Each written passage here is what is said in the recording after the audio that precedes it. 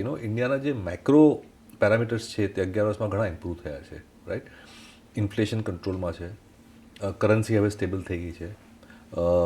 મને લાગે છે કે જે રીતે આપણું ફિસ્કલ ડેફિસિટ છે તે બી યુએસના અને બાકી બધાના કમ્પેરિઝનમાં ઘણું જ કંટ્રોલમાં છે, અને આપણે એક દુનિયાને પાથ બી દેખાડ્યો છે કે અમે આ રીતે ઘટાડશું ફિસ્કલ ડેફિસિટ. તો એ બધાને આપણે એક સ્ટ્રક્ચરલ રીતે જોઈએ તો એક સારો બેઝ બની રહ્યો છે.